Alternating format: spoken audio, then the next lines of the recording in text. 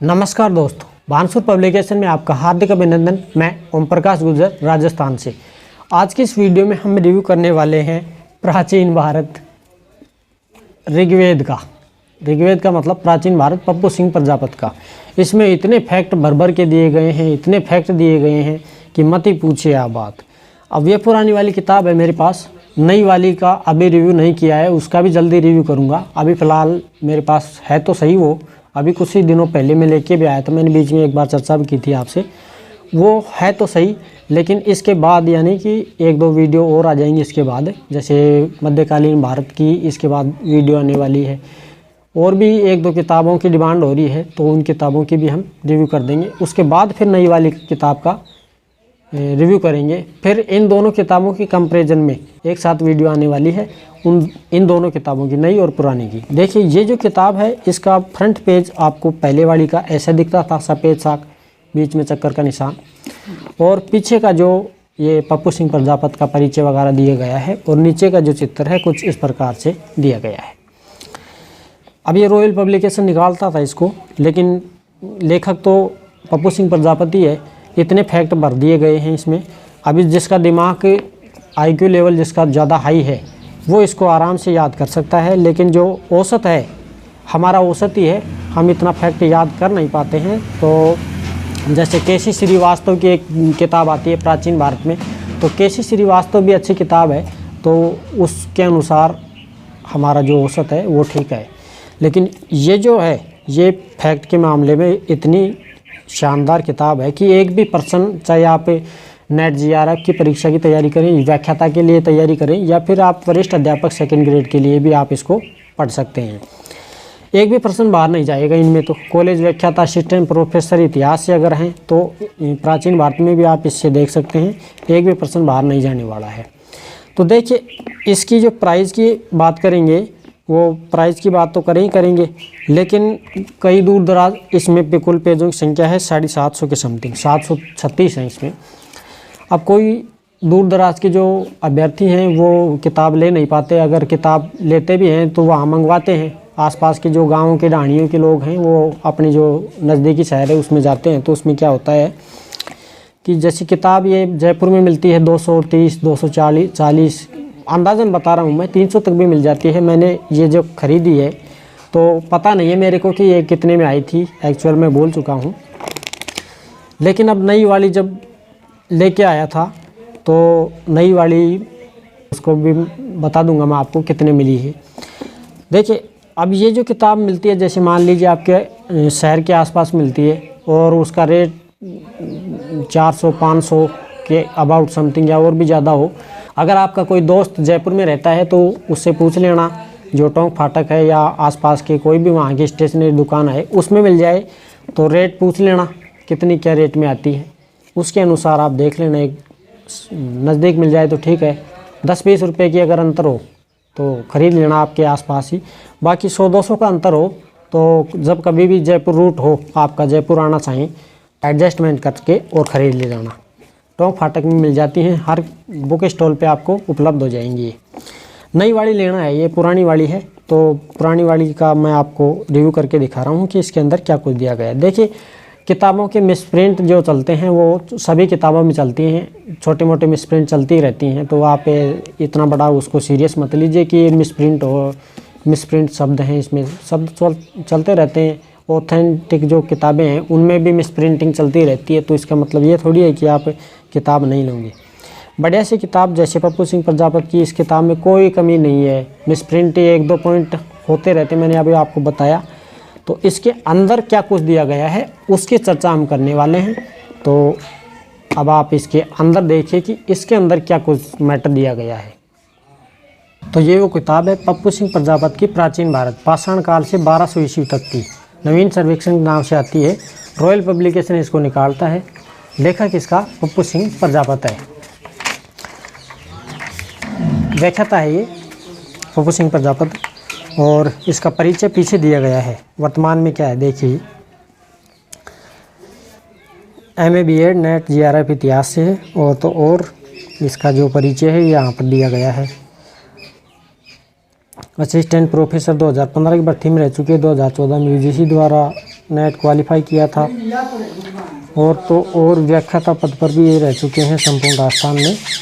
ये बहुत से परीक्षाओं में ये रह चुके हैं, सेवा दे चुके हैं सरकारी विभागों में। तो ये वो किताब है प्राचीन भारत की। इसके देखिए, मैं आपको यहाँ पर मूल्य दिया गया है 450 रुपये मात्र, 450 रुपये इसका मूल्य दिया गया है। लेकिन अगर आप जयपुर जाएंगे तो जयपुर जैसे शहर में तो आपको ये सस्ते में मिल जाएगी, क्योंकि 30 या 40% इसमें डिस्काउंट मिलता है। तो डिस्काउंट जब मिलता है तो आपको ये जो रेट दी गई है इसमें से आपको कम कर दिया जाएगा। तो अबाउट समथिंग आपको 300 या 280 या 300 की समथिंग ये किताब आपको बुक स्टॉल पे मिल जाएगी।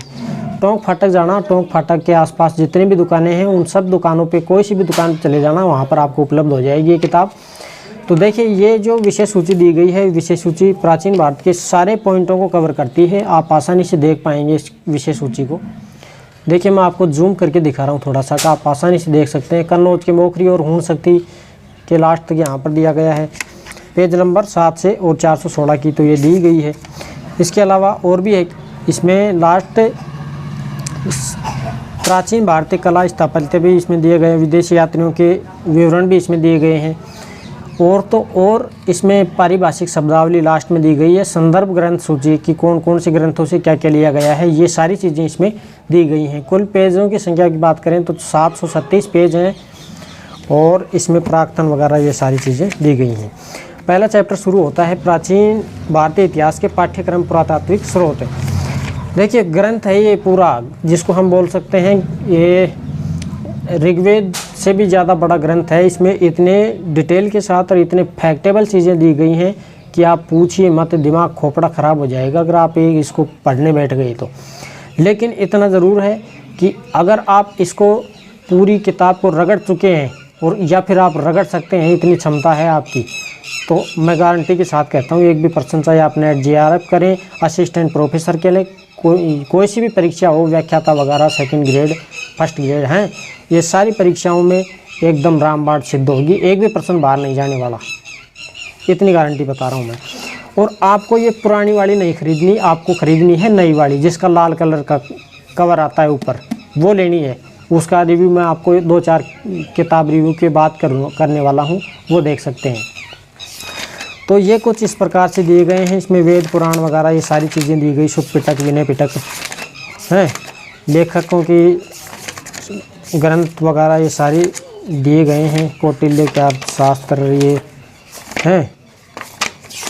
दूसरा दिखाता हूँ मैं आपको, एक चैप्टर खोलता हूँ, भौगोलिक संरचना भारतीय संस्कृति की विशेषताएं।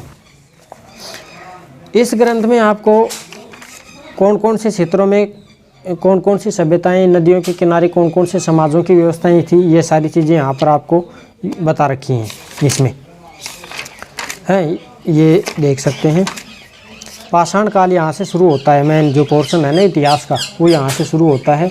पाषाण काल से लेकर के और लास्ट वर्ड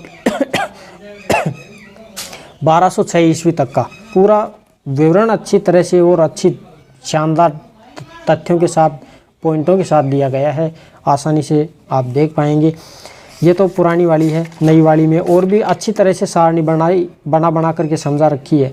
और नई वाली में जैसे आपने NCERT पढ़ी हो तो क्या आप जानते हैं, ऐसे एक छोटा सा कि वो आता है, कोष्टक आता है, उसमें लिखा होता था क्या आप जानते हैं, इनके बारे में भी जानिए। ऐसे नई वाली में दिया गया है, वो उसका भी रिव्यू करूँगा तो आपको बताऊँगा, है ना। और इनके अलावा नई वाली में और भी ज़्यादा ऐड किया गया है। जैसे एक इसके बारे में, ये मैप के बारे में, ये मैप यहाँ से लिया गया है। और इस मैप के बारे में अदर फैक्ट क्या क्या और बनते हैं, जैसे ये ऐतिहासिक मैप है भारतीय उपमहाद्वीप का पूरा पाषाण संबंधित। इस मैप से संबंधित और भी जो पॉइंट बनते हैं उनको सारणीबद्ध रूप से लिखा गया है, सरल भाषा में लिखा गया है। चित्र भी दिए गए हैं। नई वाली जो किताब आई है ना लाल वाली, उसमें चित्र भी दिए गए हैं, चित्र देखने को मिल जाएंगे। तो ये जो पुरापाषाण स्थल वगैरह ये सारी चीज़ें इसमें देखने को मिलेंगी। फिर हड़प्पा सभ्यता। अब मैं हड़प्पा सभ्यता का रिव्यू कर देता हूँ अच्छी तरह से। हड़प्पा सभ्यता की खोज और नामकरण, इतने सारे फैक्ट दिए गए हैं। फिर नामकरण के बारे में भी इतने फैक्ट दिए गए हैं। विस्तार कितना था, ये सारी चीज़ें बताई गई हैं। विस्तार ही चल रहा है यहाँ तक। इसके ऐतिहासिक संपदा कौन कौन सी चीज़ों में, जैसे नदियों के किनारे कौन कौन से संग्रह मिले हैं, या फिर क्षेत्र कौन कौन से मिले हैं, कहाँ कहाँ से मिले हैं, ये सारी चीज़ें यहाँ पर देखने को मिलेंगी। हड़प्पा सभ्यता का उद्भव, अब ये उत्पत्ति किस प्रकार से होती है, ये अनेक मत देखने को मिलेंगे। ये मत यहाँ पर आपको देखने को मिल जाएंगे। देखो कौन कौन से इतिहासकार ने या फिर विदेशी लेखकों ने क्या क्या कहा है कि इनके भाई इसके बारे में, ये सारी चीज़ें यहाँ देखने को मिल रही हैं। इसके बाद में इसके काल निर्धारण के बारे में अलग अलग समय सारणी दी गई हैं। फिर ये क्षेत्रों के बारे में, पाकिस्तान क्षेत्र का बलूचिस्तान है, ये सारी चीज़ें। भारत में हड़प्पा सभ्यता के स्थल कौन कौन सी जगह पे देखने को मिलते हैं, ये सारी चीज़ें दी गई हैं। ईंटों के प्रकार, इसका जो मैप था, गढ़ कौन सा था, निचला दुर्ग, ऊपर का दुर्ग जिसको हम दुर्ग या नगरी बोलते हैं, ये कहाँ कहाँ था, गढ़ में कौन रहते थे, दुर्ग में कौन रहते थे, नगर में कौन कौन रहते थे, इसका स्नानागार, इसकी नगर नियोजन व्यवस्था क्या थी, इसके धार्मिक जीवन के बारे में क्या जानकारी मिलती है, देवी की उपासना करते थे, पितृ सत्तात्मक समाज था या फिर मातर सत्तात्मक समाज था, माता देवी की पूजा होती थी, कौन कौन से अवशेष मिलते हैं, एक सींग वाले गेंडा के अवशेष कहाँ से मिलते हैं, ऐसे ये सारी चीज़ें पूरी की पूरी यहाँ आपको देखने को मिल जाएंगी। धातु मूर्ति, कांसे का उपयोग सर्वाधिक किया गया, तांबे और टिन को गला करके कांसे का उपयोग, कांसा बनाया जाता था, निर्माण किया जाता था। तो इसका मतलब ये है कि वो धातु कला में भी प्रवीण थे, धातु को पिघलाना भी जानते थे, उसको आकार भी दिया करते थे। तो ये इसमें सब देखने को मिलेंगे।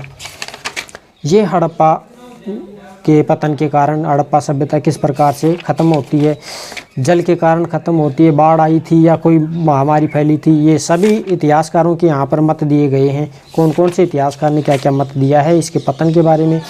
नगरों की अवस्थिति हड़प्पा में कहाँ कहाँ पर स्थित थी, ये पूरी सारणी दी गई है। इस सारणी को भी आप देख सकते हैं। स्थल की स्थिति कहाँ पर थी, उत्खननकर्ता कौन था, खोज किसने की थी, कब की थी, स्थल कौन सा था, नदी कौन सी थी, इन सारी चीज़ों की यहाँ पर आसानी से सारणी दी गई है।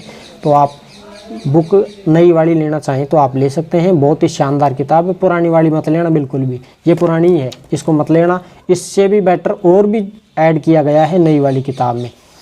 ये ताम्रपाषाणी संस्कृति, अब ये पूरी का तो रिव्यू नहीं कर पाऊँगा मैं, और देखिए इतना नहीं कर पाऊँगा, क्योंकि फिर वैसे कॉपीराइट वगैरह का सिस्टम होता है, तो ये पूरी का नहीं कर पाते हैं। बौद्धकालीन बौद्ध समाज कैसा था, ये सारी इसमें व्यवस्थाएं किस प्रकार से थी, व्यापार वाणिज्य कैसे चला करता था, ये बौद्ध काल के कुछ धर्म केंद्र दिए गए हैं देख लीजिए।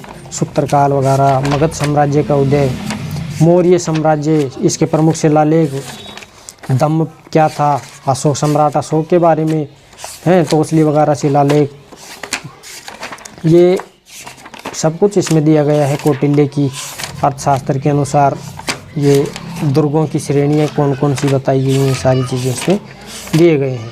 अब देखिए विशेष संदर्भ में राजस्थान के संदर्भ में भी इसको दिया गया है। अगर आप कोई राजस्थान से हैं तो उसको बड़ा बेनिफिट मिलने वाला है। जैसे कालीबंगा के बारे में स्पेशल दिया गया है, इसमें कालीबंगा की पूरी निचोड़ निकाल दी गई है, तो आपको कालीबंगा अलग से भी नहीं देखनी पड़ेगी, यहाँ पर देखने को मिल जाएगा।